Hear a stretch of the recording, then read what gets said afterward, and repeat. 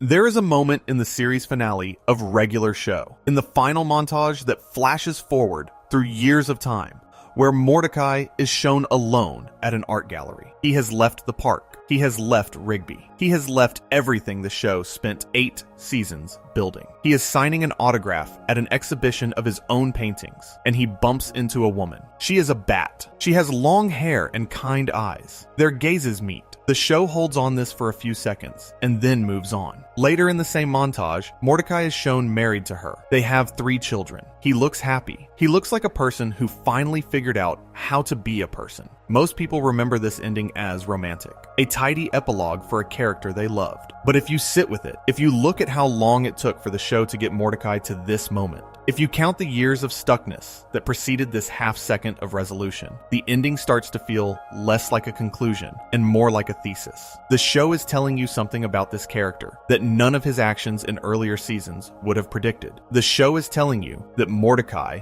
became a different person in the gap between seasons 8 and the flash forward, and that the life he eventually built required leaving behind almost everything that defined him for the length of the series. This is not a character analysis. This is a case study. If you took every episode of Regular Show ever produced, if you stripped out the comedy framework and the surreal plots and the retro aesthetic, and if you presented the documented behaviors of a 23-year-old Blue Jay named Mordecai to a clinical psychologist, what would that psychologist see? Not a lovable slacker, not a quirky cartoon protagonist, something much more recognizable and much more common. A young adult with a specific set of psychological patterns, expressed through specific relational failures, pointing toward a specific developmental story. Welcome to Velvo. Get comfortable. This one goes deep.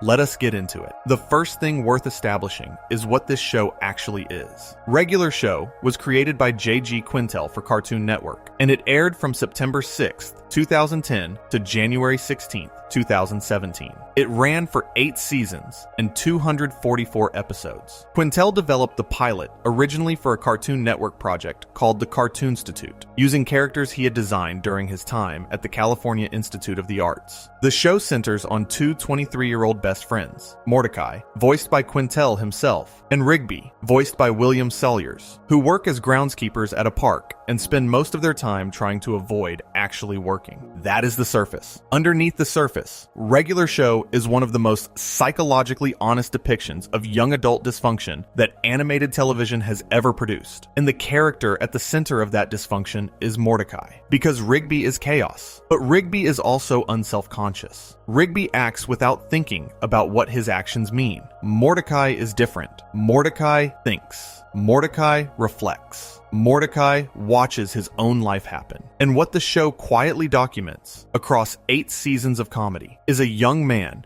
who has built a complete system of avoidances that keep him from ever having to meet himself. Think about what Mordecai does with his time. He works at a park. He plays video games. He drinks coffee. He hangs out with Rigby. Those are the 4 activities that make up his adult life. And across 8 seasons, across all 244 episodes, Mordecai never once expresses a serious, sustained desire to do anything else. He does not have a career ambition. He does not have a long-term project. He does not have a plan for where he wants to be in 5 years. He exists in a state of extended present tense, doing the same things with the same person in the same place. And the show never depicts him as seriously wanting anything different. This is usually read as slacker comedy. 2 friends in their early 20s wasting their days. And that reading works on the surface. But a psychologist would notice something more specific. They would notice that when change is forced on Mordecai, when external pressure requires him to do something different, the response is rarely motivation. The response is closer to paralysis, or avoidance, or the construction of new scenarios that let him keep doing what he was already doing. The clinical word for the muted version of this pattern is anhedonia. Anhedonia describes a reduced capacity to experience pleasure or pursue rewarding activity. It is one of the core features of depression, but it can exist as a baseline trait, a quality of someone's emotional life. Anhedonic people are not visibly sad in the dramatic sense. They are going through the motions, working, eating, watching television, but the internal reward system that makes a normal person want to do things, that creates the pull toward goals, that produces the little spark of anticipation before something enjoyable happens is muted. That is not a personality trait. That is a symptom. And when you watch Mordecai carefully, you see it. You see a young man who does not initiate. You see someone whose wants are small, and whose pursuits are shallow, and whose relationship to his own life has a kind of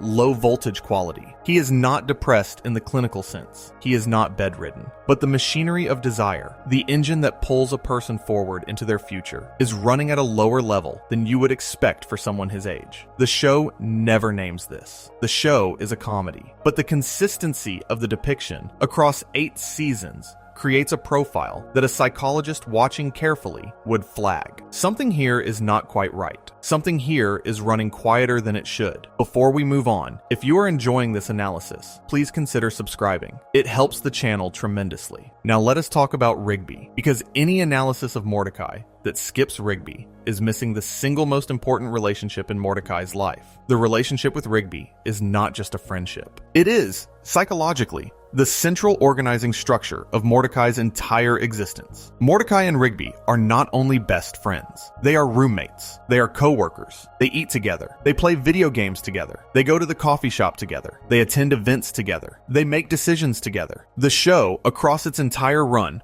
almost never depicts Mordecai doing anything significant without Rigby present. The few episodes that separate them, briefly, tend to treat the separation itself as the plot, because the separation is unusual enough to be narratively interesting. A psychologist would have a specific term for this. The term is enmeshment. Enmeshment describes a relational pattern where two people's identities and emotional systems are so intertwined that neither can function fully as an individual. The boundaries between them are weak. One person cannot access their own emotional state without the other present to reflect it back. The self is distributed across two people rather than existing in one. Mordecai and Rigby are enmeshed, and the show is not being subtle about it. Their house is one house. Their job is one job. Their social world is one social world. When Mordecai is stressed, he processes the stress by talking to Rigby. When Mordecai has a decision to make, he runs it past Rigby. When Mordecai has an emotion, he usually expresses it in Rigby's direction. The emotional regulation is outsourced to the friendship. This is not uncommon in young adults. Many close friendships have enmeshment qualities, especially in the transition years between late adolescence and full independent adulthood. What is notable about Mordecai is the extent and the persistence. He is 23 when the show starts. He is still in this configuration for the entire run, and the show, in its final episodes and flash forward, treats the separation from Rigby as the precondition for Mordecai becoming an adult, which is another way of saying that the show itself agrees that the configuration was holding him back. Let that sit for a second. This is the show telling you, in the strongest narrative terms it has available, that the relationship with Rigby, for all its beauty and loyalty and shared history, had to be transformed before Mordecai could have a real life. Not ended, not severed, but restructured from the constant contact arrangement of 8 seasons into something that could coexist with an adult romantic partnership and a separate career. Because the configuration that worked for 2 kids growing up together does not automatically work for 2 adults building individual futures. At some point, the thing has to change, or the people inside it cannot change. A psychologist would find this tragic in a specific way, because the love Mordecai has for Rigby and the love Rigby has for Mordecai is real and deep and one of the most valuable things in either of their lives. But the configuration of that love, the way it occupied every slot that might have been available for other kinds of connection, is also the reason neither of them managed to build much else during the show's run. Rigby spent years avoiding graduating from high school. Mordecai spent years avoiding adult romantic connection. And both of those avoidances were easier because they had each other to avoid into. Before we move on, if you're enjoying this analysis, please consider subscribing. It helps the channel tremendously. Now let us get to Margaret, because the romantic arc with Margaret is where Mordecai's psychological patterns stop being abstract and become painfully specific. Margaret Smith, voiced by Janie Haddad Tompkins, is a bird who works as a waitress at the local coffee shop. She appears as early as the pilot episode, The Power, which aired on September 6th, 2010. She remains a recurring presence through season 4, at which point the show writes her out by sending her away to college. Across approximately 4 seasons, Mordecai and Margaret conduct what can only be described as one of the slowest, most agonizing courtships in the history of animated television. And every beat of that courtship, every misstep, every miscommunication, every pattern of approach and retreat is a textbook illustration of what attachment theorists call the anxious avoidant trap. To understand what that means, you have to understand attachment theory briefly. Attachment theory is a psychological framework developed by John Bowlby and Mary Ainsworth in the middle of the 20th century. It describes how humans form emotional bonds, how those bonds develop in childhood, and how they express themselves in adult relationships. The theory identifies several attachment styles, but the two that matter most for this analysis are anxious and avoidant. Anxiously attached people fear abandonment and tend to pursue emotional closeness. Avoidantly attached people fear engulfment and tend to flee emotional closeness. When these two types end up in a relationship together, the result is a self-reinforcing cycle. The avoidant pulls away. The anxious chases. The avoidant pulls away harder. The anxious chases harder. Neither can stop because the pattern feeds on itself. Mordecai is avoidant, not dramatically, not obviously, but consistently across every episode that involves his romantic life in a way that becomes impossible to miss once you start looking for it. The episode Do Me a Solid aired on May 2nd, 2011, as the 18th episode of Season 2. It does not feature Mordecai freezing at a romantic dinner. It features Mordecai going on a double date with Margaret, arranged with Rigby and Eileen at a mini golf course. Rigby, irritated at being set up with Eileen, uses a game the two friends have been playing, where they owe each other favors called solids, to sabotage the date in every possible way. He forces Mordecai to eat a spicy burrito. He makes him ask Margaret to borrow money. He arranges a series of escalating humiliations. What is worth noticing from a psychological perspective is not what Rigby does. It is what Mordecai does in response. He goes along with it. He complies with every embarrassing demand. He does not stop Rigby. He does not protect the date. He does not tell Rigby that this matters more to him than their game. He submits to the sabotage, and the date is ruined, and he does not quite understand that he participated in the ruin. That is not a small thing. That is the behavior of someone who cannot quite believe that his own romantic opportunity is worth protecting. Someone who, when the moment comes to prioritize the thing he supposedly wants, chooses instead to go along with the dynamic he already has with Rigby. A psychologist would notice that the choice is not really a choice. Mordecai has no established pattern for saying no to Rigby. He has no practiced capacity to defend his own romantic interests against his primary attachment figure's demands. So when the two come into conflict, the deeper pattern wins, every time. In the Season 3 episode, Under the Hood, which aired on December 12th, 2011, Mordecai and Rigby are assigned to clean up graffiti at the park. The plot has nothing to do with Margaret directly, but the episode is representative of a deeper pattern.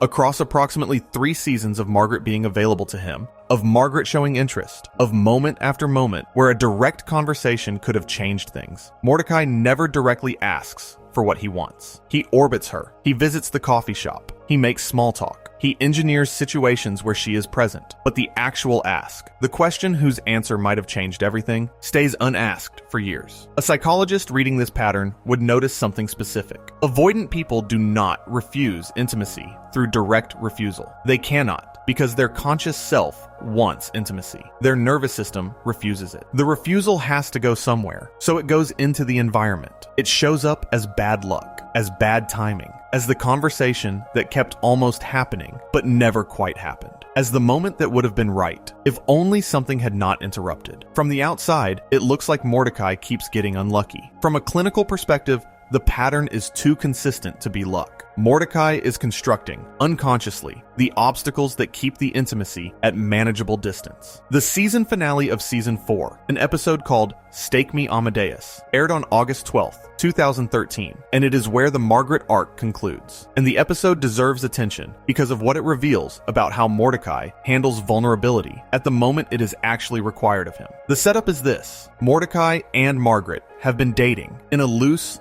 undefined way for some period of the 4th season. He is taking her to a fancy restaurant called Steak Me Amadeus, and he plans to finally, officially, ask her to be his girlfriend. The plan is made. The reservation is set. The episode opens with a montage of Mordecai and Margaret being happy together. The groundwork is laid for what should be a simple romantic beat. And then the episode is interrupted by the return of the Capicola Gang, a group of gangster-style robotic animal characters who had appeared in the earlier season 3 episode Fuzzy Dice and had been thought dead. They show up at the restaurant. They have guns. The entire meal turns into a standoff with FBI agents, hostages, and rocket launchers. By the end of the sequence, the restaurant owner, Amadeus, has blown up the entire gang with a rocket launcher. Once the chaos is over, Mordecai finally asks Margaret what he has been trying to ask her all episode. And Margaret tells him that she has been accepted to a college far away. She is leaving. She says she cares about him. She says she is sorry, and she leaves the restaurant crying. Mordecai is left kneeling on the floor of a wrecked dining room, heartbroken. The framing of this scene is tragic. Two people who care about each other, separated by timing and circumstance. But look at what is actually being depicted, psychologically. Mordecai has spent almost 4 years, across approximately 40 episodes, avoiding this conversation. Margaret, by her own admission in this scene, has been waiting for him to show up with his real feelings. When he finally does, it is at the exact moment when her life is already pivoting away. The college acceptance has already happened. The decision has already been made. The confession arrives at the one moment when it cannot lead to anything except goodbye. That is the reframe. That is not a tragic miss. That is a pattern completing itself with perfect psychological logic. An avoidantly attached person cannot tolerate full intimacy. So they wait until the moment of intimacy is also the moment of separation. That way, the vulnerability has a built-in escape hatch. The love can be expressed precisely because the love cannot be acted on. The confession is safe because the relationship is already ending. Margaret leaves. The audience cries. Everyone reads the scene as romantic tragedy. But a psychologist watching carefully would not see tragedy. They would see avoidance, wearing the clothes of tragedy. Because that is what avoidance does. It finds a way to look like something else. It finds a way to feel like the fault was in the circumstances rather than in the person. It constructs a story where Mordecai is the victim of bad timing rather than the architect of it. Before we move on, if you are enjoying this analysis, please consider subscribing. It helps the channel tremendously. The Margaret arc would already be enough for a full psychological profile. But then the show does something unusual for a cartoon. It gives Mordecai another chance. And through the second chance, the show demonstrates that the pattern with Margaret was not a Margaret-specific problem. The pattern was a Mordecai-specific problem. The same avoidant machinery will activate with any woman who gets close enough to actually matter. Her name is CJ, Cloudy J. She is voiced by Linda Cardellini. She is a humanoid cloud with the ability to literally turn into a storm when she becomes upset enough. CJ is first introduced in the season 3 episode Yes Dude Yes, which aired on May 7th, 2012. Her introduction comes after Mordecai mistakenly believes Margaret is engaged, after seeing a man proposing to her at the coffee shop, a man who is later revealed to be Margaret's cousin. Crushed, Mordecai falls into a depression. Rigby, trying to help, signs him up for a dating website called Couple Corral. CJ is one of the matches. She and Mordecai spend several episodes worth of time together in the episode, and they connect. They share interests. They share humor. They are, by the show's own framing, compatible. But Mordecai is not actually over Margaret. And when Margaret turns out to not be engaged after all, Mordecai immediately pivots back toward her. He asks Margaret out to a movie without realizing he has already asked CJ out to the same movie. When CJ finds out, she is devastated. She confronts him. She gets angry enough that her cloud body turns into an actual storm, damaging the coffee shop with rain and lightning. Mordecai apologizes. CJ, hurt, makes it clear that she does not want to be his friend anymore. The episode ends with Mordecai having lost CJ as well as Margaret, both angry with him. This is the first appearance of a character who will not return in a major way for 2 full seasons. But the episode already shows you everything you need to know about the pattern. Mordecai used CJ as a distraction from Margaret, probably without even consciously knowing that was what he was doing. The moment the original object of his attachment reappeared, he dropped CJ without even remembering that she had feelings. CJ returns in the 5th season, after Margaret has left town for college. In the episode New Year's Kiss, which is an early season 5 episode, Mordecai and CJ meet again at a New Year's Eve party. They kiss at midnight, essentially by accident, both of them wearing masks. From that point forward, the show builds their relationship. They start dating. They have a real courtship across multiple episodes. They officially become a couple in the season 5 finale, Real Date, which aired on August 14th, 2014. And from there, across the rest of season 5 and most of season 6, Mordecai and CJ are in a relationship, a real one that the show takes seriously, one that involves genuine care and genuine time spent together and genuine emotional connection. CJ is patient with Mordecai. She is kind. She is, by every metric the show presents, a better fit for him in many ways than Margaret ever was. And Mordecai, for a while, seems to be in it. But the avoidant machinery never quite turns off. It just finds new ways to express itself. And the unresolved Margaret attachment, the thing Mordecai never actually processed, stays underneath everything, waiting. It surfaces in the season 6 finale, Dumped at the Altar, which aired on April 2nd, 2015. Muscle Man is getting married to his long-term girlfriend, Starla. The entire park crew is at the wedding. Margaret, who has returned for the event, is also present. She has recently confessed to Mordecai that she still has feelings for him. CJ knows about the confession because an earlier episode showed all three of them in the same room when Margaret said it out loud. The tension between CJ, Margaret, and Mordecai hangs over the entire wedding ceremony. During the wedding, Muscle Man has a crisis of confidence and refuses to go through with the ceremony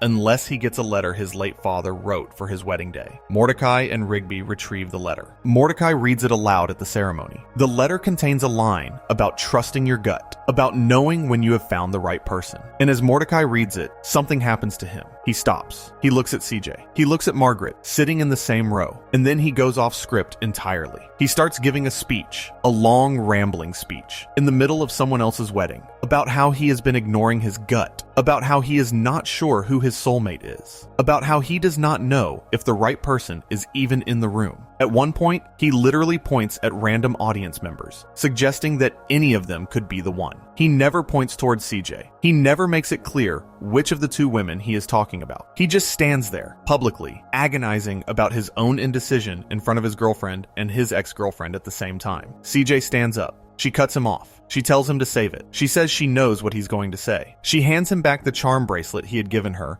when they officially became a couple in Real Date. She walks out of the wedding, crying. Let us slow down on this moment, because it is the psychological core of the entire character. Mordecai has not technically cheated on CJ. He has not slept with Margaret. He has not done anything that would register on the most basic scorecard of relationship betrayal. But in front of everyone he knows, at his friend's wedding, while holding his friend's dead father's letter in his hands, he has just publicly said that he does not know if the woman he has been dating for approximately a year and a half is the right person for him. He has said it, essentially, to her face, with their mutual friends watching. And he did it without even being able to point in her direction when hypothetically asked where his soulmate was. A psychologist would sit with that moment for a long time, because the behavior is diagnostic. What it reveals is that Mordecai, after years of dating CJ, after a real relationship with a genuinely compatible partner, has never actually been fully present in that relationship. Part of him has always been somewhere else. Part of him has always been with Margaret, or with the idea of Margaret, or with the version of himself that was in love with Margaret. He never did the emotional work of letting that version go. He just stacked a new relationship on top of the unresolved old one,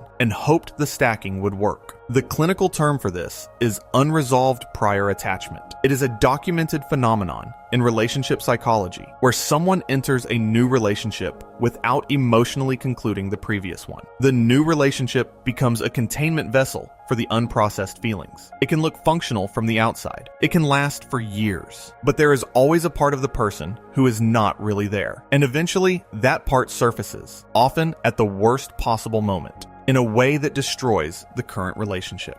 Dumped at the Altar is that surfacing. CJ sees, in a single moment at a wedding, what the relationship has actually been the whole time. She realizes she has been with a man who was never fully with her, and she leaves. The follow-up episode confirms that it is over. Rigby tells Mordecai to stop dating for a while and focus on himself. The writers of the show, in later interviews and Reddit conversations, have confirmed that CJ ended the relationship permanently and cut off contact not just with Mordecai, but with the entire park crew. The character appears only in 2 non-speaking cameos afterwards. The relationship, for all practical purposes, ends there. And here's the detail a psychologist would find most significant. The show does not give Mordecai a redemption arc after this. The show does not have him do visible therapeutic work on his avoidance. He goes back to his life. The pattern is exposed, but the pattern is not resolved within the episode. That is the show being honest about how these patterns actually function.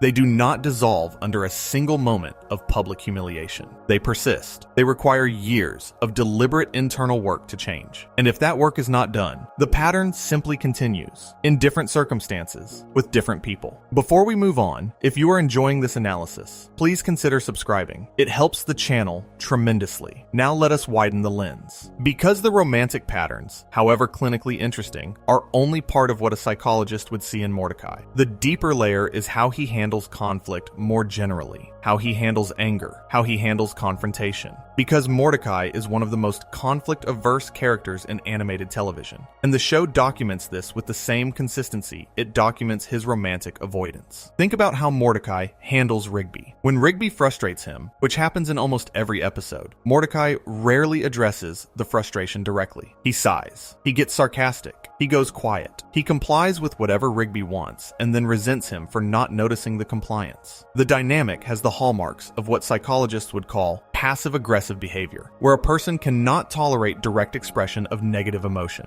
so they express it indirectly, through withdrawal or through small acts of obstruction. Watch Mordecai with Benson, his boss. Benson, voiced by Sam Marin, is a gumball machine who serves as the park manager. He is frequently frustrated with Mordecai and Rigby, and he frequently yells at them. Mordecai's default response to Benson's yelling is not to push back. It is to nod, to agree, to say he will do the task, and then to find ways to either not do it or to do it so poorly that it has to be redone. The pattern is so consistent across the run of the show that it reads as a personality trait. But it is not really a personality trait. It is a specific relational strategy. It is the strategy of a person who has learned, somewhere in their history, that direct assertion is dangerous, and that the safer move is to appear compliant, while quietly not complying. There is a clinical framework for this. It is sometimes called a fawn response, and it is understood as one of the 4 main trauma responses alongside fight, flight, and freeze. Fawning is the pattern of managing perceived threat by appeasing the threatening party, saying what they want to hear, doing what they want you to do, minimizing your own needs, to avoid provoking them. It often develops in childhoods where direct assertion was punished, where a parent or caregiver was unpredictable or controlling, and where the child learned that disappearing their own desires was the safest available strategy. The show never tells you anything definitive about Mordecai's childhood. You do meet his parents, Mrs. Mordecai, Hillary, and Mr. Mordecai, William, in a handful of episodes, starting with the Thanksgiving special in 2013, and continuing in the season 6 premiere, Maxin' and Relaxin', which aired on October 9th, 2014. What these episodes show you is not a disturbing or abusive family dynamic. Mordecai's parents seem, on the surface, to be loving and well-meaning. His mother is warm, a little embarrassing, prone to showing videotapes of Mordecai's most humiliating childhood moments to anyone who will watch. His father is quieter, reserved, generally supportive, but a psychologist would notice something interesting about Mordecai's behavior around his parents, particularly his mother. He performs for her. He curates what she sees. He manages her perception of him. In Maxin' and Relaxin', the entire plot is driven by his terror that CJ will be exposed to an embarrassing videotape of him from childhood. He does not want CJ to see him as he actually was. He wants her to see the version of him he has constructed. The video exists as a threat to the construction. That is a small thing, but small things accumulate. A person who has built a carefully maintained version of themselves, who manages what others see of them, who cannot tolerate the unvarnished truth of their own past being presented to someone they love, is a person who has developed a false self. The term comes from the British psychoanalyst D.W. Winnicott, who wrote extensively about children who grow up needing to perform for their caregivers. The false self is the public-facing construction. The mask, the presentation, the true self in Winnicott's framework is what develops when a child has enough emotional safety to exist without performing. People with strong false selves often do not know they have them. The performance is so automatic that it does not register as performance. It feels like personality. It feels like identity. The true self, underneath, is a kind of rumor, something the person hears about in therapy but cannot quite locate in their own experience. Mordecai, read through this lens, has a strong false self and an underdeveloped true self. The show is full of the false self, the polite Mordecai, the accommodating Mordecai, the awkward but trying Mordecai, the Mordecai who laughs at Rigby's jokes even when they are not funny, the Mordecai who says yes to Benson even when he disagrees, the Mordecai who tells Margaret he understands even when he does not. These are all performances, learned long ago, deployed in service of maintaining social relationships that Mordecai does not quite know how to conduct from a place of genuine self. The true self shows up only rarely, in the moments of collapse, in the rare seconds of unguarded feeling, in the moment at the end of Stake Me Amadeus, when Margaret walks out of the restaurant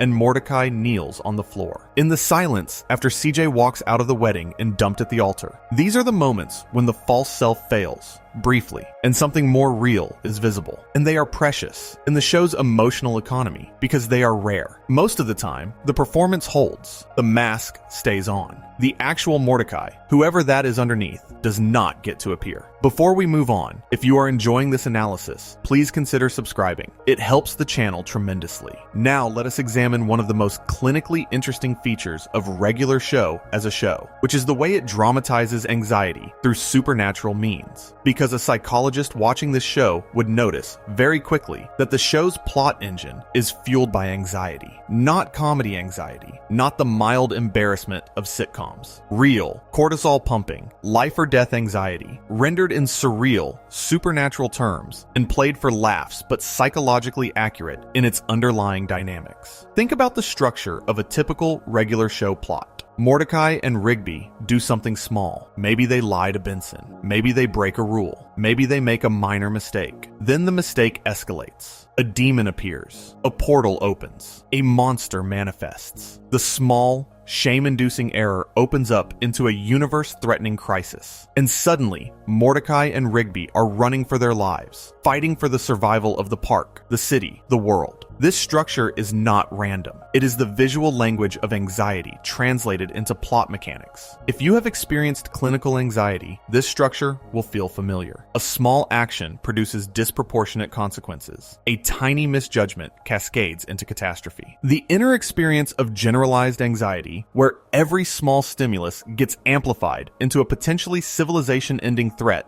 is exactly what regular show dramatizes episodically. And here's the crucial point. Mordecai is often the one holding the awareness of consequences. Rigby is the chaos agent who makes the small wrong choices that trigger the cascades. But Mordecai watches. Mordecai worries. Mordecai predicts the disasters that are about to unfold. And the supernatural structure of the show externalizes his inner life into literal demons and monsters. The Season 4 premiere, Exit 9B, which aired on October 1st, 2012, is a perfect example of this dynamic. The episode is a half-hour special, and its plot involves the return of nearly every major villain Mordecai and Rigby have ever faced, resurrected by the son of a video game rival named Garrett Bobby Ferguson, who wants revenge for his father's death in the Season 2 episode High Score. The villains literally emerge from a portal opened by the construction of a freeway that will be built over the park. The park crew has to fight them off with the help of allies from past episodes, including Death, Tecmo, and the Guardians of Eternal Youth. The premise of the episode is that everything Mordecai and Rigby have ever done wrong is coming back, all at once, to destroy the life they have built. That is not a random plot. That is anxiety rendered as narrative.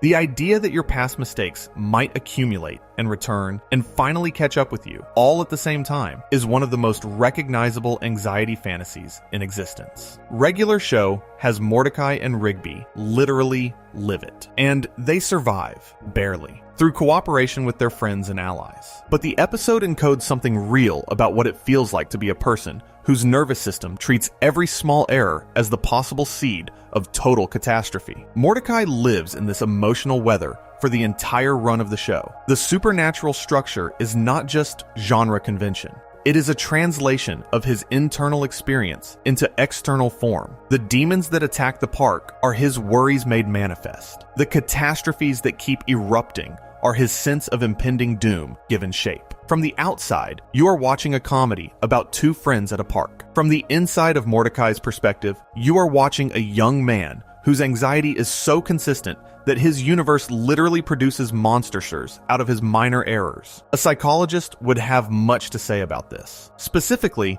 they would point out that anxiety at this level often has developmental origins. Kids who grew up in unpredictable or reactive environments can develop nervous systems that treat small stimuli as potential threats. They become hypervigilant. They start catastrophizing. They lose the ability to trust that minor errors will have minor consequences. Because in their formative experience, the link between cause and effect was unreliable enough that assuming the worst became protective. The show does not tell you this about Mordecai explicitly. His parents, as depicted, seem loving. But a psychologist would note that how parents seem to an outside observer is not always how they felt to the child who grew up with them. The behavioral evidence in the adult character is what matters, and the behavioral evidence is clear. Mordecai's nervous system operates at a level of activation that is higher than his environment actually requires. He is braced for threat most of the time, even when no threat is present. And when threat does arrive, his response is not the steady, confident response of a securely attached person. It is a more defensive response, dressed up as humor, that keeps the actual feelings at a distance. Before we move on, if you are enjoying this analysis, please consider subscribing. It helps the channel tremendously. Let us now examine Mordecai's relationship with stress, because this is a place where the show,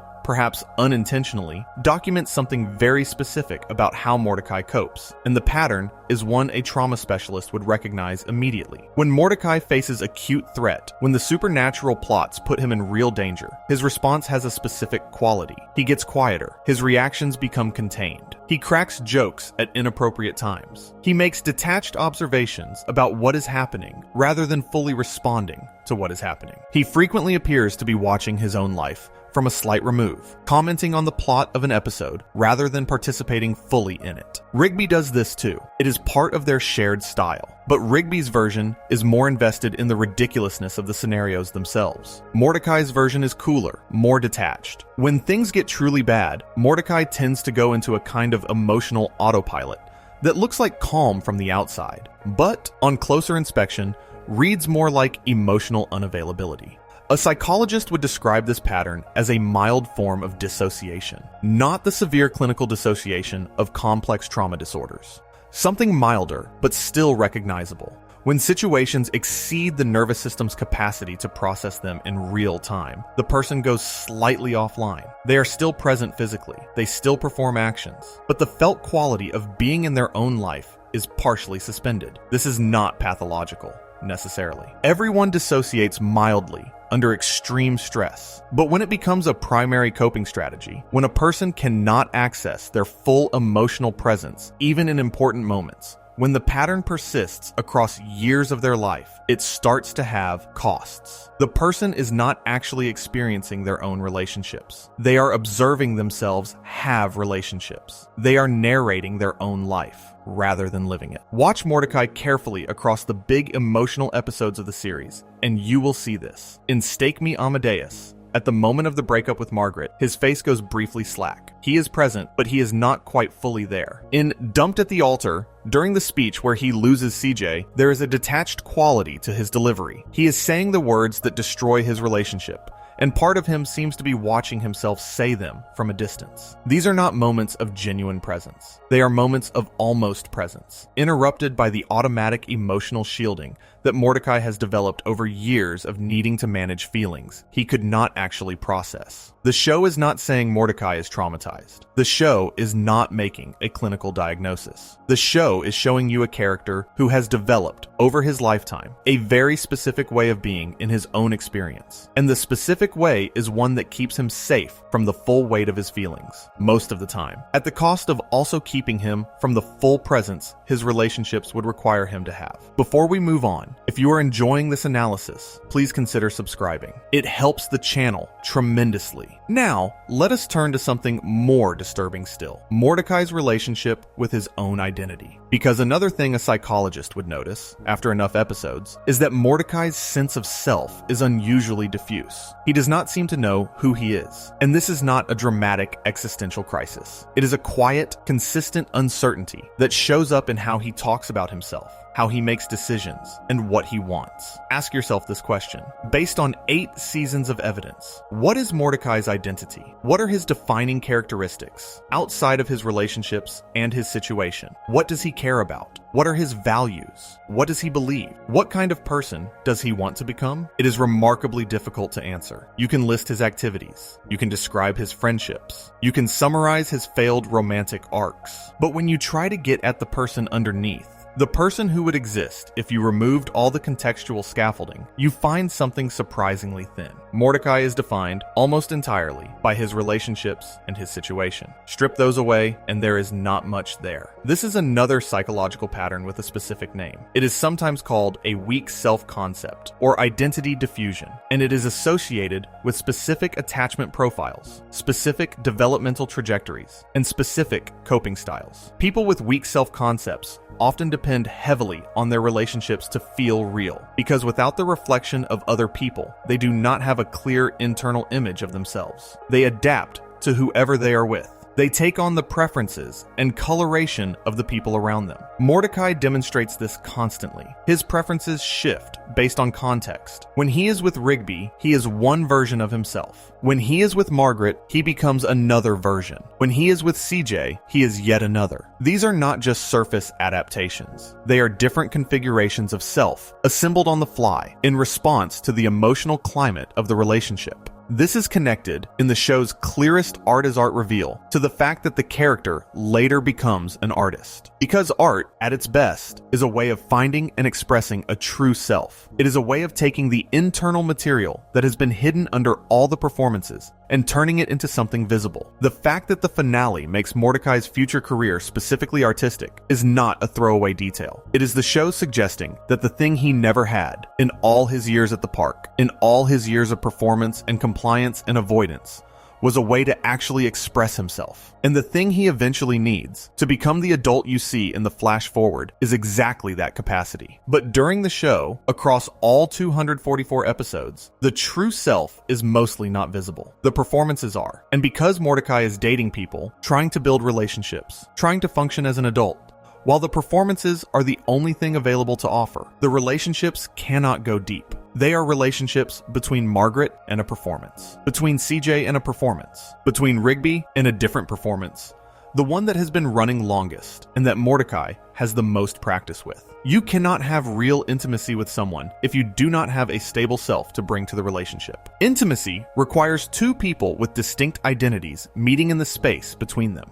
If one person is just generating themselves in response to the other person, if there is no stable core to connect with, the intimacy cannot happen. The relationship can exist. The routine can exist. The mutual affection can exist. But the deep meeting, the thing that love actually requires, cannot happen. Because there is no one on Mordecai's side for the other person to meet. That is why both relationships fail at the deepest level. Not because of bad timing, or interfering villains, or circumstantial bad luck. Because Mordecai cannot be present in a relationship. Because he does not have a stable enough self to be present with.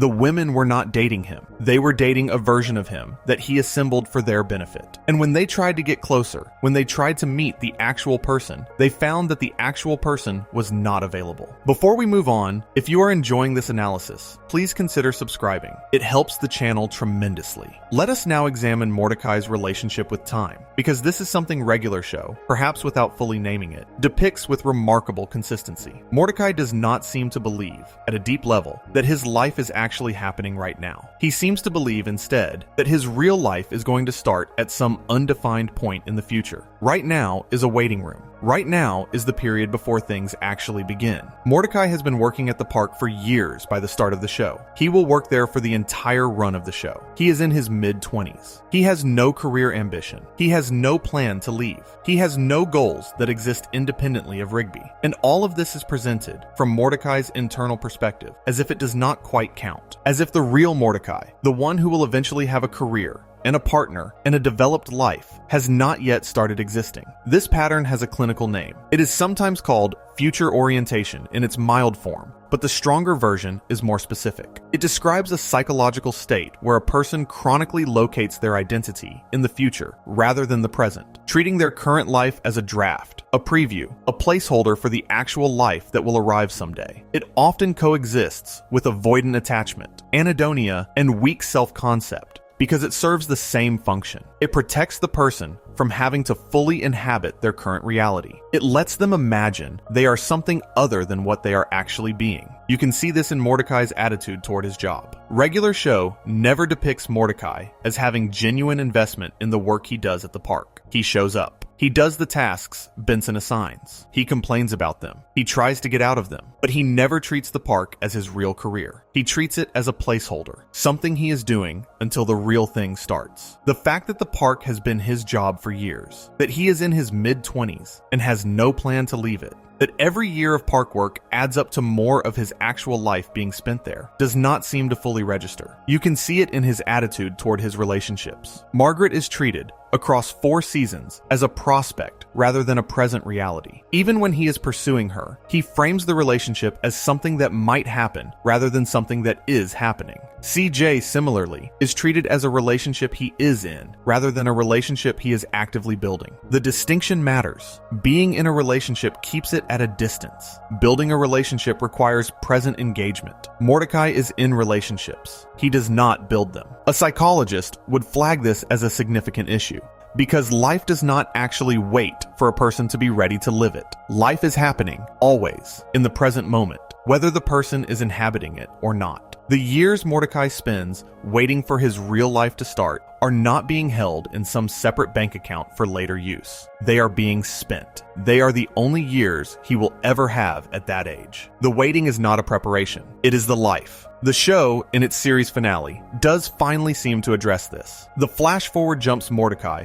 through the years he could not quite inhabit, landing him in a future where he has finally started living. But look at what this structural choice reveals. Even the show itself seems to agree that Mordecai's present for all of the show's run was not quite his real life. The real life required skipping over the part the show depicted. The years in the park were the waiting room. The art school and the marriage and the children are the actual existence. That is either a very generous reading of the show's intentions or a devastating critique of its protagonist, depending on how you look at it. Either way, it is consistent with the psychological profile that emerges from 8 seasons of evidence. Mordecai is a young man who has built a life that he does not quite believe in, and the show dramatizes this belief until the very last moments, when it finally lets him wake up into a version of his life that feels real to him. Before we move on, if you are enjoying this analysis, please consider subscribing. It helps the channel tremendously. Now let us address a question that any careful viewer might reasonably raise at this point. Is this analysis unfair to Mordecai? Is it reading too much into a cartoon? Is the show really saying all of this? Or is the analysis projecting onto the material? These are fair questions, and the answer, from a psychologist's perspective, is this. The show is not consciously presenting a psychological case study. J.G. Quintel did not sit down with the DSM and decide to draw an avoidantly attached protagonist. Quintel, who based many of the show's characters on his own student films and his experiences at the California Institute of the Arts, has been open about the fact that Mordecai embodies aspects of himself during his college years. The character is drawn from life. The writers were making creative decisions that felt true to them, based on their own observations of what it was like to be in their early 20s, unsure of themselves, trying to figure out how to be people. But here is the thing about character. When you draw a character consistently across 8 seasons, across 244 episodes, across thousands of decisions about how this character would behave in a given situation, you end up with a coherent psychological profile, whether you intended to or not. The consistency is the character, and if the consistency, observed in aggregate, produces a clinically recognizable pattern, that is not projection. That is pattern recognition. A different way to put it, the writers of Regular Show were drawing from the truth of their own experience of being young adults. The truth they were drawing on included, inevitably, the patterns that shape many young adults in developed countries right now. Avoidant attachment, anhedonia, weak self-concept, externalized coping. These patterns are extremely common. They are not rare. They are not pathologies in the dramatic sense. They are the baseline emotional profile of a large portion of the millennial generation and the generations after. And when good writers draw from life, they capture these patterns accurately, even without naming them. That is why the analysis holds. Not because the show is consciously doing psychology, but because the show is doing character, and doing character well enough that the underlying psychology becomes visible to anyone who pays close attention. Mordecai is a case study, not because the writers wanted him to be one, but because they drew him truthfully, and real young men of his profile have recognizable psychological features, and those features came through in the drawing. Before we move on, if you are enjoying this analysis, please consider subscribing. It helps the channel tremendously. Let us now examine one more thread before turning to the ending. Mordecai's relationships with substances and compulsive behaviors. Because if you watch Regular Show with a psychologist's attention, you notice that this show features a striking amount of what, in any other context, would be described as mildly addictive patterns. Coffee is central. Mordecai and Rigby spend a significant fraction of their time at the coffee shop where Margaret works. In the third episode of season 1, Caffeinated Concert Tickets, which aired on September 20th, 2010, Mordecai and Rigby work overtime to afford concert tickets and end up summoning a giant coffee bean entity to supply them with enough caffeine to stay awake. The episode treats coffee as the central plot device. It is a comedy, but it is also, structurally, an episode about two young men who cannot sustain their work output without chemical assistance, and who are willing to make deals with unknowable entities to continue the supply. Video games are central. Across the entire run of the show, video games appear in dozens of episodes as major plot elements. It's Time, the season 1 finale, is built around Mordecai and Rigby trying to finish a long video game. High Score, in season 2, features them pursuing an all-time video game record. Video Game Wizards, in season 3, has them competing in a video game tournament. The show's relationship with gaming is so central that many of its recurring villains originate from video game plots. Here is how a psychologist would read this. Mordecai has multiple behavioral outlets that serve the function of affect regulation. Coffee for activation, video games for engagement, hanging out with Rigby for emotional regulation, junk food, occasionally, for reward. Each of these, on its own, is benign. Combined, used at the frequency the show depicts, they constitute a comprehensive system of external regulation. Mordecai does not manage his internal state through internal processes. He manages it through activities and substances that do the managing for him. This is the signature of what therapists sometimes call externalized coping. It is not addiction in the clinical sense, but it is the cognitive emotional pattern that makes addiction more likely to develop. It is the pattern where a person outsources the management of their inner life to external inputs, and it is extremely common, especially in people with avoidant attachment, especially in people with anhedonic baselines, especially in people who have not developed strong internal skills for sitting with uncomfortable feelings. Mordecai cannot easily sit with uncomfortable feelings. Nothing in the show's depiction suggests he has ever developed that capacity. When he is anxious, he reaches for something. When he is bored, he reaches for something. When he is confused, he reaches for something. The reaching is so automatic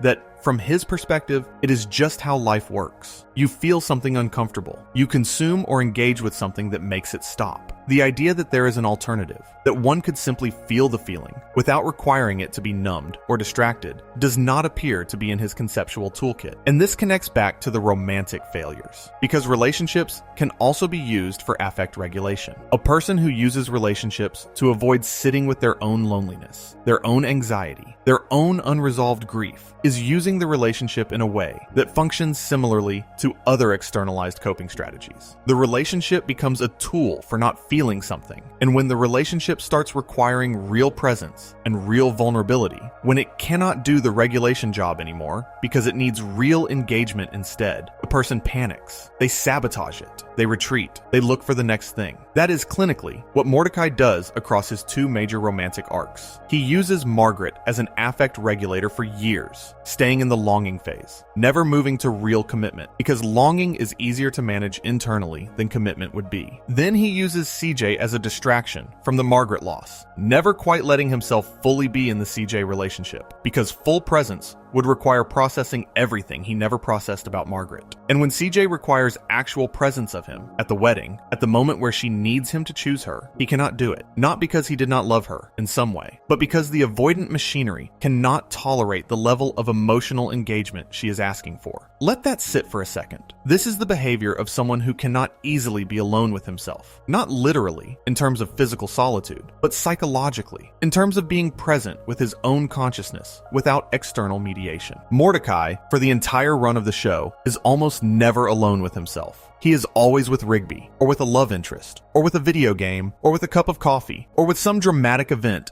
that captures his attention. The activity that is almost entirely absent from the show's depiction is the simple activity of sitting with himself, thinking about his life, examining his choices, processing his feelings without external mediation. That basic adult skill, that foundation stone of self-knowledge, appears to be entirely outside his repertoire for the show's duration. Before we move on, if you are enjoying this analysis, please consider subscribing. It helps the channel tremendously. Now, let us turn to the series finale, because the finale, a regular epic final battle, which aired as a 3-part special on January 16th, 2017, is where the show finally provides the closest thing it ever gives us to a resolution of Mordecai's psychological patterns. And the finale is remarkable in what it shows, and perhaps more remarkably, in what it refuses to show.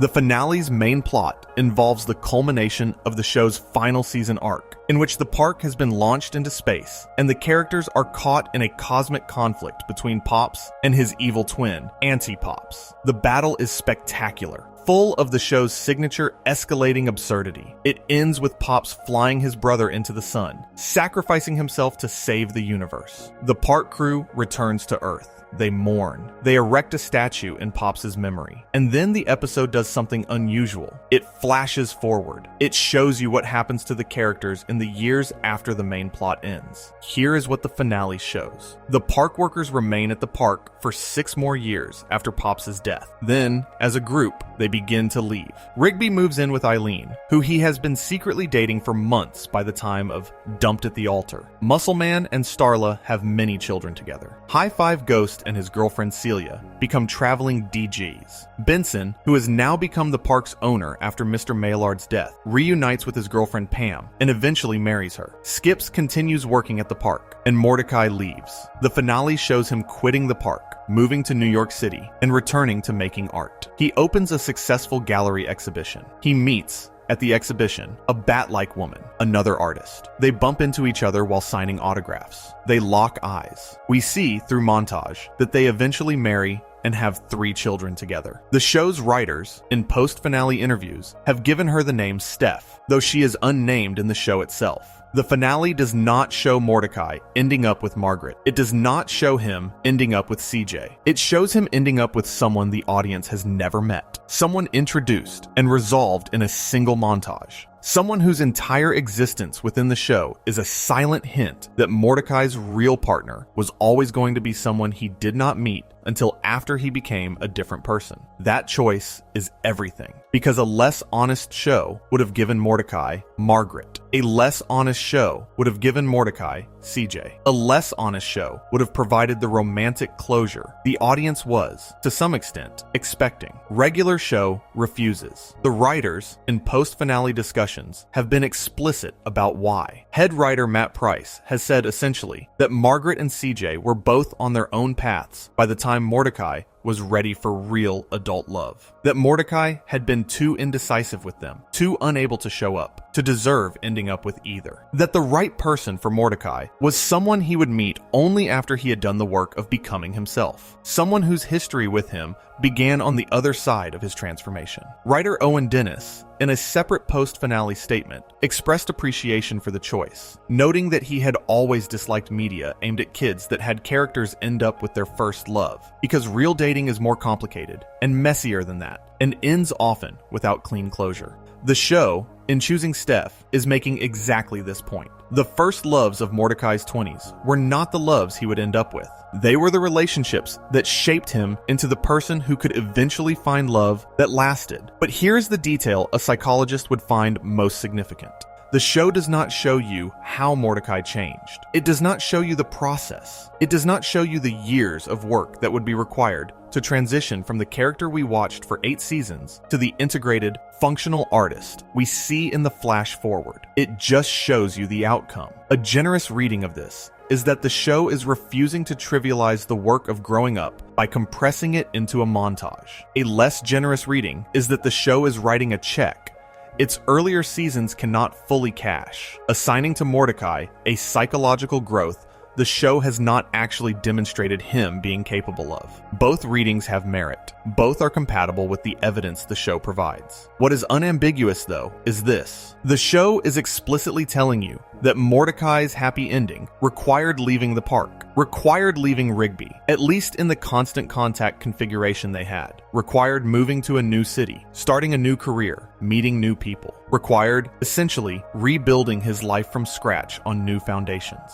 The show is not saying that his life at the park was wrong. It is saying that his life at the park was his extended young adulthood, and that his actual adult life was on the other side of leaving it. That is not a small thing. That is the show, at the last possible moment, making a claim about developmental trajectory. The claim is that young adulthood, even when it lasts years and feels permanent, is often not the final state. That the patterns that dominate someone's early adulthood can, with enough time and work, become the patterns they grew out of. That being stuck at 23 is not the same as being permanently stuck. Before we move on, if you are enjoying this analysis, please consider subscribing. It helps the channel tremendously. Now, let us address the hope in all of this. Because the show's conclusion is, despite everything that has been documented about Mordecai's psychological patterns, genuinely hopeful. And the hope is not sentimental. It is not the hope of a writer trying to make everyone feel good. It is the hope of a show that has watched its protagonist struggle with serious patterns for 8 seasons and is trying to say something true about the possibility of change. The claim the show is making in its final moments is that people like Mordecai can grow, even if the growth is slow, even if it is not visible to the people around them, even if it requires leaving behind relationships and circumstances that once defined them. The flash forward is a statement of faith. Faith that the patterns can shift. Faith that the false self can develop into something truer. Faith that the primary attachment with Rigby can be renegotiated into a healthier form. Faith that the avoidance can, over time, be transformed into presence. A psychologist would say this faith is not misplaced. People do change, slowly, painfully, with years of work that looks like nothing from the outside. But they do change. The patterns that seem fixed in early adulthood are not, in fact, permanently fixed. They are deep grooves in the neural landscape, but grooves can be redirected. It takes time. It takes attention. It takes, usually, the help of other people. But change is possible. And regular show, in its final moments, insists on this. The show does not show you how Mordecai changed. It just shows you that he did. And that assertion, made with the narrative weight of an entire series behind it, is a kind of invitation to the audience. To the young adults watching the show, who may recognize parts of themselves in Mordecai, who may see their own avoidances and defenses in the character. The invitation is this: you are not stuck. You can change. The life you are living right now is not the only life available to you. The patterns that feel like identity are actually habits. Habits can be altered. Change is possible. Not fast, not easy, not through a single dramatic moment, but slowly, incrementally, over years of work that will not look like work while you are doing it. That is what the show is offering. Not a diagnosis, not a prescription, a kind of companion for the slow work, a witness for the stuck years, a promise that the stuckness is not the whole story. And at the end, a flash forward that says, quietly, with the confidence of a story that has earned its ending, that the work of becoming is possible, even when you cannot see it happening, even when the person doing it cannot see it happening. Before we move on, if you're enjoying this analysis, please consider subscribing. It helps the channel tremendously. One thing worth noting about the craft of regular show is how patient the show is with its protagonist. Because Mordecai, viewed through the lens of his psychological patterns, could easily be a frustrating character to watch. A young man who cannot get out of his own way. A young man who sabotages good relationships. A young man whose stuckness is self-inflicted. But the show never judges him. The show never treats his patterns as moral failings. The show sits with him through his failures, his repetitions, his bad choices, and it continues to love him. Rigby continues to love him. Benson, for all his yelling, continues to keep him employed. The other park workers include him. The show itself, as a narrative entity, includes him. Everyone gives him grace, even when he does not deserve it, even when he makes the same mistake for the third or fourth or fifth time. This quality is hard to describe without sentimentality, but a psychologist would recognize it. It is the quality of what Carl Rogers, one of the founders of humanistic psychology, called unconditional positive regard. Unconditional positive regard is the experience of being accepted without conditions, without having to earn acceptance, without having to be different than you are to deserve it. Rogers argued that it is one of the essential conditions for psychological healing, and it is, though the show never names it, what regular show offers to its protagonist. Mordecai is accepted by this show. Whatever his limitations, whatever his avoidances, whatever his failures, he is held. The show does not demand that he change to be worthy of its attention. It gives him the attention anyway. And in that attention, perhaps, is part of the answer to how he eventually changes. Not because the show forces him to change, but because being loved without condition, year after year, might finally build in him the security that a more vigilant or judgmental environment would not, might finally give him the foundation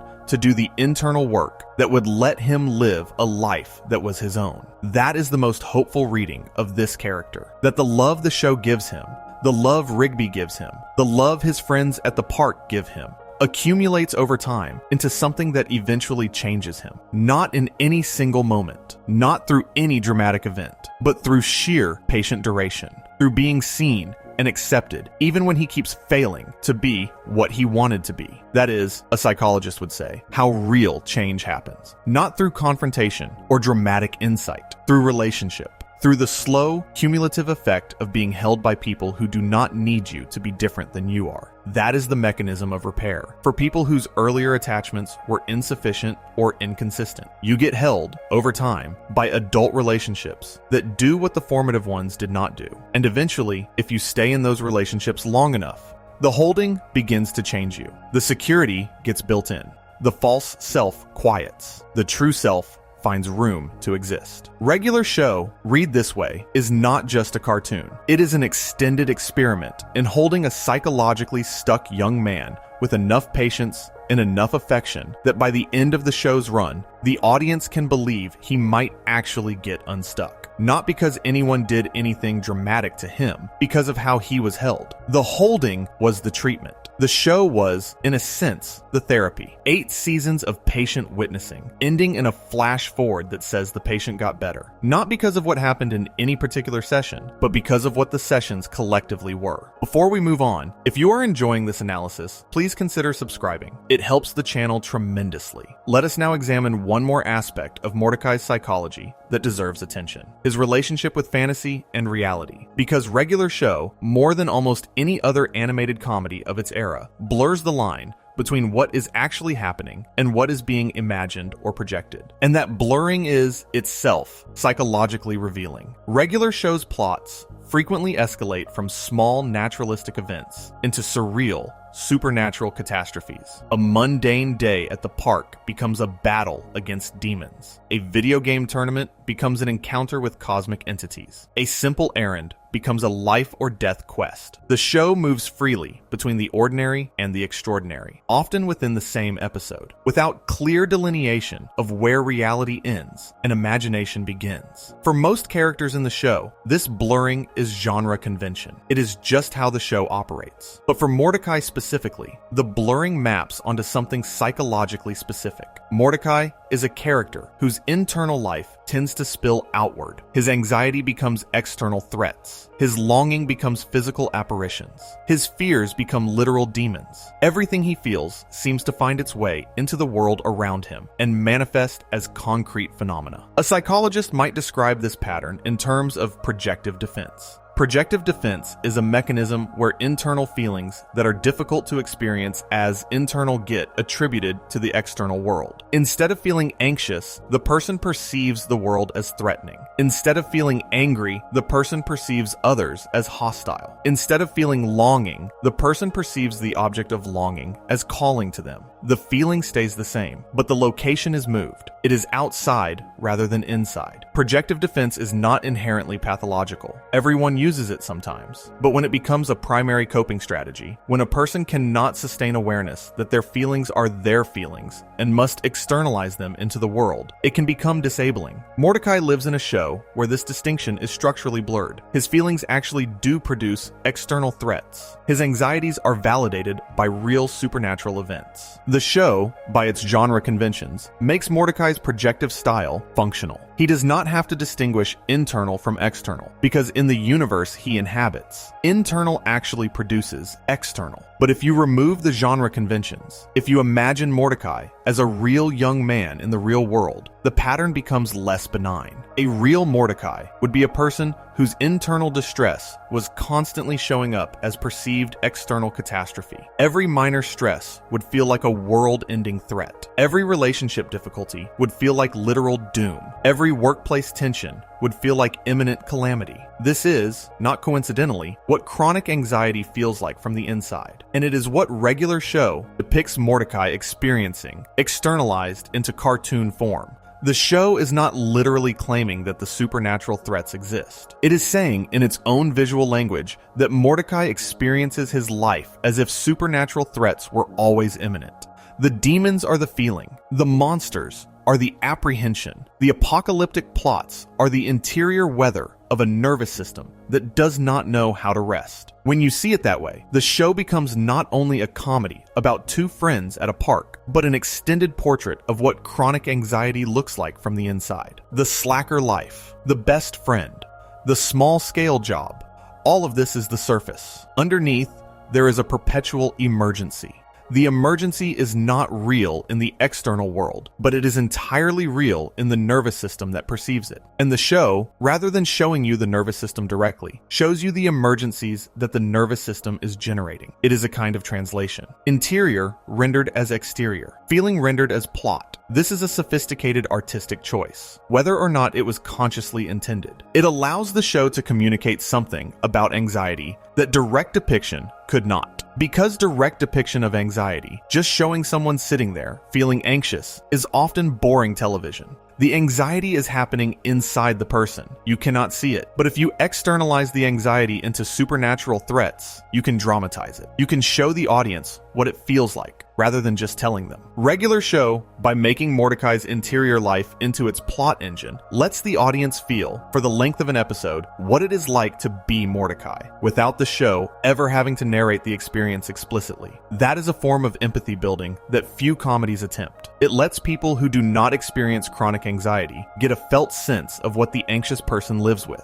And it lets people who do experience it see their own experience reflected in a form that is not depressing or clinical, but is instead funny and adventurous, and ultimately survivable. Before we move on, if you are enjoying this analysis, please consider subscribing. It helps the channel tremendously. Now, let us think about what Mordecai's arc means in the larger context of what Regular Show was doing as a show. Because Regular Show was never just a show about two friends at a park. It was a show, at its core, about the experience of being in your early 20s in the 21st century. About the extended adolescence that many young adults now go through. About the particular confusion of being old enough to have adult responsibilities, but not yet equipped with the adult skills those responsibilities require.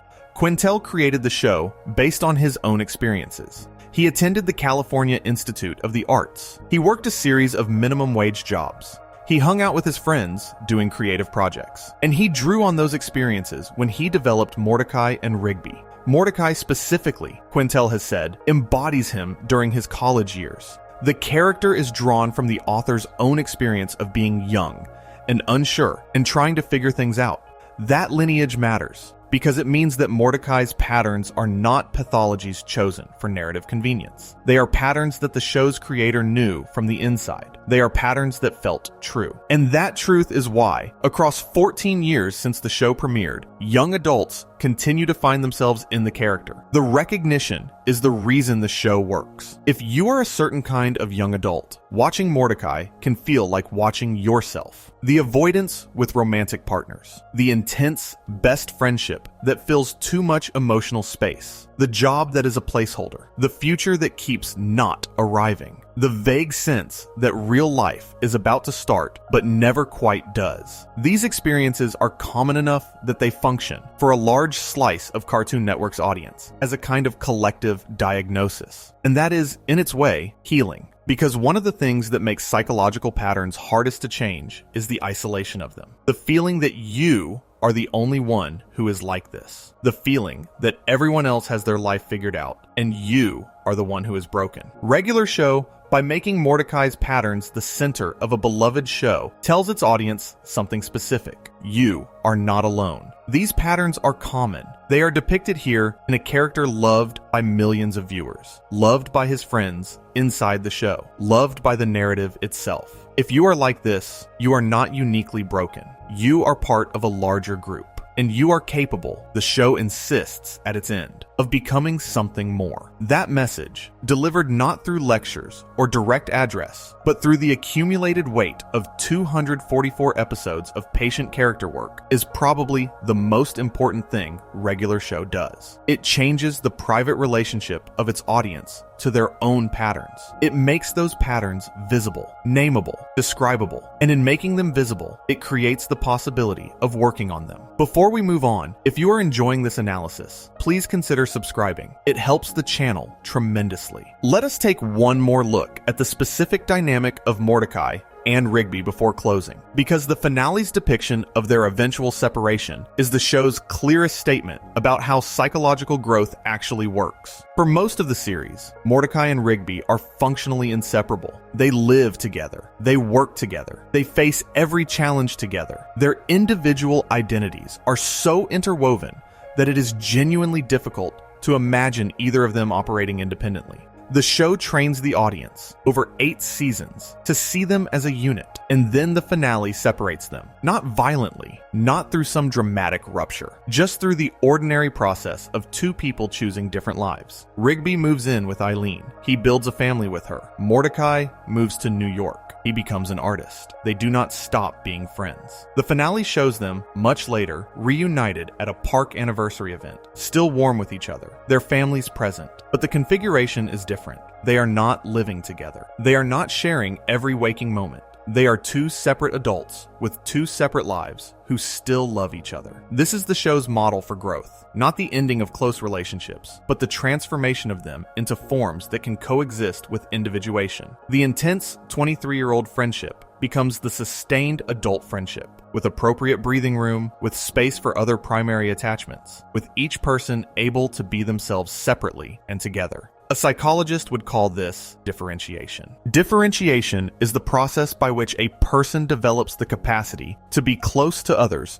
without losing themselves, and to be separate from others without losing the connection. It is one of the core tasks of adult development. Many people never fully achieve it. Many relationships, particularly intense adolescent friendships that persist into adulthood, resist it. The work of differentiation is often what makes the difference between a young adult who remains stuck and a young adult who grows up. The finale is showing you Mordecai and Rigby doing that work over years, mostly off screen. By the time of the reunion scene, they have done it. They are separate. They are also still connected. And the separate and connected configuration is what a healthy adult friendship looks like. Not everything for each other, not dependent on constant contact. 2 individuals, distinct, who have chosen to keep each other in their lives. This is hopeful, but it is also demanding. The show is implicitly saying that this configuration requires work. It does not happen automatically. Rigby had to grow up enough to choose Eileen and commit to her. Mordecai had to grow up enough to leave the park and build a real career. Both had to grow up enough to tolerate the separation without collapsing back into the old configuration. The show does not show you this work, but the show tells you, structurally, that the work happened, because without it, the ending it depicts would not be possible. Before we move on, if you are enjoying this analysis, please consider subscribing.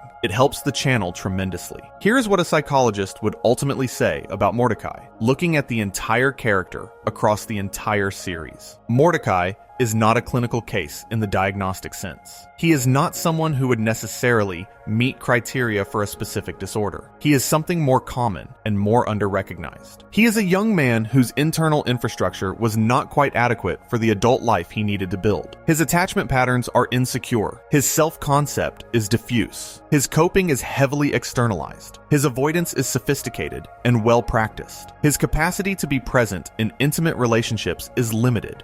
His relationship with his own feelings is partial at best. None of this makes him a bad person. None of it makes him a failure. It makes him, in fact, a very recognizable version of what many young adults are: struggling, defended, protecting themselves from feelings they have not yet developed the capacity to process, building lives that do not quite fit them, because better lives would require skills they have not yet acquired. The show treats this with patience. It does not rush him. It does not demand that he figure things out faster. It watches him stay stuck for 8 seasons, and it does not judge him for the stuckness. And then, at the very end, it shows him having become someone else. It does not show the transformation. It just shows, on the other side of the gap, a man who found his way into a real life. That is, maybe, the deepest claim regular show makes. That the stuck years are not the final years. That the patterns that feel like identity in early adulthood are actually habits, and habits can change. That what looks from the inside like permanent brokenness is often, from a longer vantage point,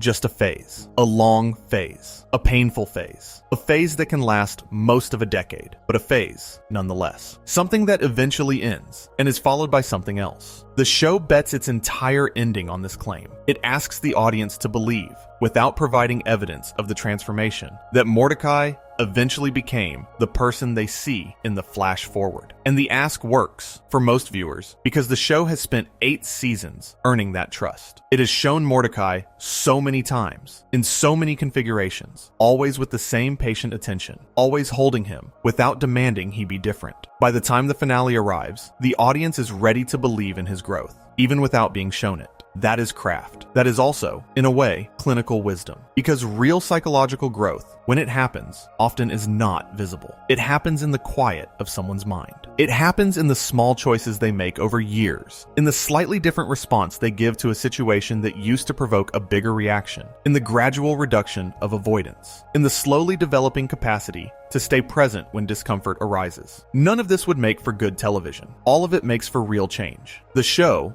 by refusing to dramatize the change, respects it. It treats the change as the real thing, rather than the televisable thing. And that respect is part of why the ending lands the way it does. It does not try to compress 8 years of internal work into a montage. It just says, with a few images, that the work happened. The audience fills in the rest with their own imagination, their own experience, their own hopes for what is possible. Before we move on, if you are enjoying this analysis, please consider subscribing. It helps the channel tremendously. There is a specific kind of acceptance that regular show offers its protagonist. It is the acceptance of a narrative that has decided its protagonist is worth loving, regardless of how much he gets right. It is not dependent on him earning it. It is not withdrawn when he fails. It persists, episode after episode, through the breakups and the humiliations and the bad decisions, because the show has made a prior commitment. The show has decided that Mordecai is the main character, and main characters are followed even when they disappoint you.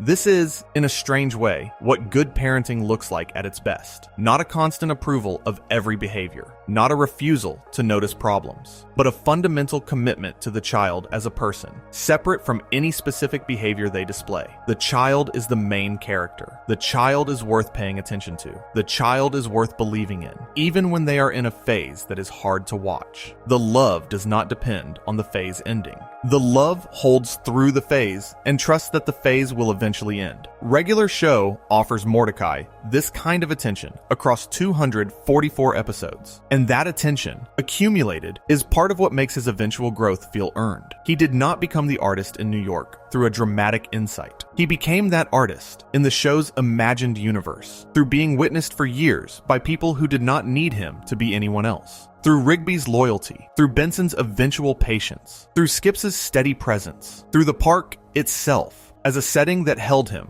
while he was in no state to hold himself. A psychologist would recognize this as the mechanism of repair in adult development. When people have not received enough of the right kind of attention in childhood, what they need as adults is not a lecture about how they should be different. What they need is the kind of sustained, patient, non-demanding presence that lets them develop, over time, the internal security they did not develop earlier. That kind of presence is rare. It is hard to give. It is hard to receive without collapsing into it. But when it is available, and when a person can stay inside it long enough, real change becomes possible. Mordecai gets that kind of presence from the show, from the park, from his friends, even when they are exasperated with him, from the narrative itself. And the accumulation of it across 8 years of story produces the character we see in the flash forward, not through any single moment, through sheer duration, through the patient witnessing that eventually becomes, in the mind of the person being witnessed, their own patient capacity to witness themselves. That is what the show is offering its protagonist. And in offering it to him, the show offers the same thing to its audience. The same witnessing, the same patience, the same refusal to demand that the audience member be different than they are. Regular Show, across 244 episodes,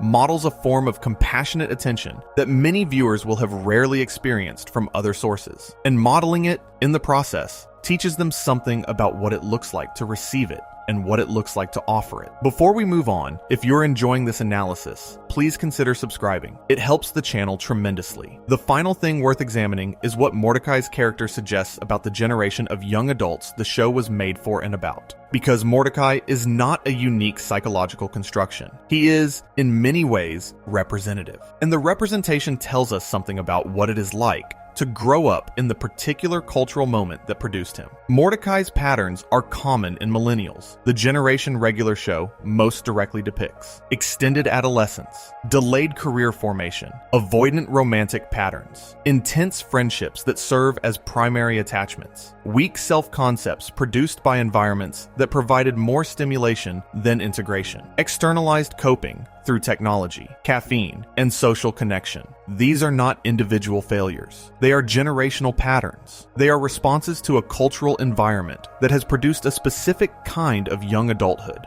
different from the young adulthood that came before it. A psychologist looking at Mordecai would therefore not just see a fictional character. They would see a kind of case study of what a certain generation looks like from the inside. The patterns that make Mordecai clinically recognizable are the same patterns that make him relatable. Viewers identify with him because they share his patterns. They share his patterns because their generation has been shaped by similar conditions.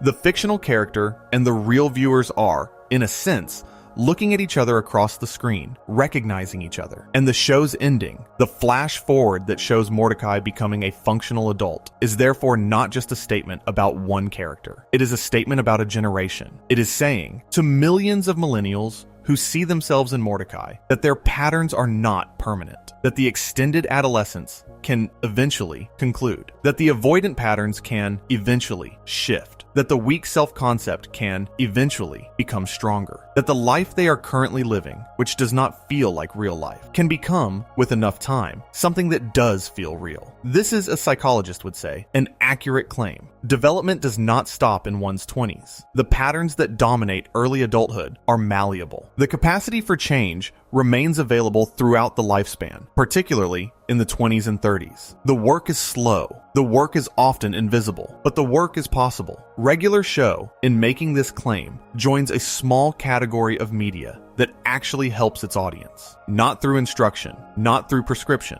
but through representation plus hope, by showing its audience what they look like, and by then asserting, with the weight of an entire series behind it, that what they look like is not what they have to remain. Before we move on, if you are enjoying this analysis, please consider subscribing. It helps the channel tremendously. So let us now sit with the complete picture. Let us let the accumulated evidence of the last several hours do its work. Mordecai is a young man with avoidant attachment, anhedonic baseline, diffuse self-concept, externalized coping, mild dissociative tendencies, and a false self that has been running for so long that he cannot easily locate the true self underneath. He is enmeshed with his best friend in a way that provides enormous comfort but prevents individuation. He cannot be present in romantic relationships because he is not fully present in himself. He manages his inner life through activities and substances rather than through internal processes. He believes, at some level, that his real life has not yet started, and this belief prevents him from fully inhabiting the life he is actually living. Each of these patterns, taken individually, is within the range of normal human variation. Many people have mild versions of one or two. Mordecai has all of them, consistently, across 8 seasons of evidence. That consistency is what makes the profile clinically recognizable. The patterns hang together. They reinforce each other. They constitute a system. But the system is not the whole story, because the show, in its final minutes, asserts that the system can change,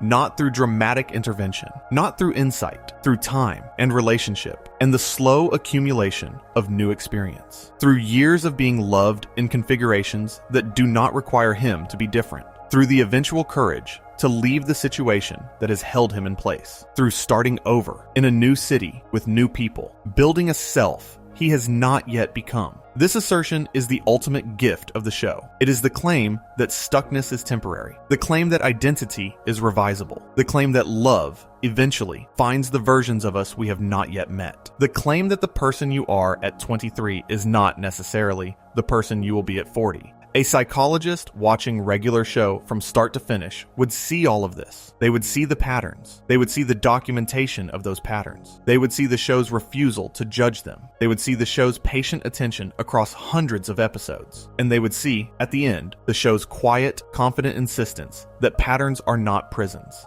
That the young man who could not show up for Margaret or for CJ eventually became a man who could show up for Steph. That the bird who could not stop avoiding became, somehow, an artist who painted his truth for a living. The clinical case study, read all the way through, is not a diagnosis. It is a hopeful portrait, a portrait of what real human change can look like when you are patient enough to witness it across enough time. 8 seasons, 244 episodes, 7 years of broadcast. Plus, the show suggests some additional years of invisible work in the flash-forward gap. Together, these constitute a complete psychological arc. Stuckness to movement, avoidance to presence, false self to true self, young adult dysfunction to adult integration. It takes that long. It usually does. And that is not a failure of the character or a failure of the show. That is the honest length of real psychological change, rendered with rare patience by a comedy cartoon on Cartoon Network that somehow, without anyone quite realizing it was happening, became one of the most honest portraits of millennial young adult experience ever made. Mordecai, in his last moments on screen at the park reunion, is a man who has done years of invisible work. He has changed. His eyes are different. His posture is different. His presence is different. He is recognizable as the same person, but at a later stage of being himself. He is what you become when you stay in the long work for long enough. He is what is possible on the other side of the stuckness. That is the clinical reading, fully drawn. That is what a psychologist would see. Not just the symptoms, not just the patterns, the symptoms and patterns, and then also the possibility of resolution, the possibility of healing, the possibility of the person you are now becoming someone you have not yet become. That is what regular show was always about. That is why the ending lands the way it does. That is why the show, years after it concluded, still finds new audiences, still makes new viewers feel seen, still offers the same quiet promise to each new person who discovers it. The promise that the stuckness is not forever. The promise that growth, however slow and invisible, is real. The promise that you, whoever you are, whatever patterns you are currently inside, are not necessarily going to remain where you are right now. Mordecai got out. Eventually. Not easily. Not quickly. Not through some dramatic breakthrough. But through the slow, cumulative, mostly invisible work that human beings actually do when they change. And the show honored that work by not pretending it could show it. By trusting instead that the audience would believe in it. And the audience has believed and goes on believing. And that belief is, in its own quiet way, one of the most psychologically meaningful things a piece of entertainment can achieve. If you enjoyed this video essay, make sure to subscribe. Thanks for watching, and I will see you in the next.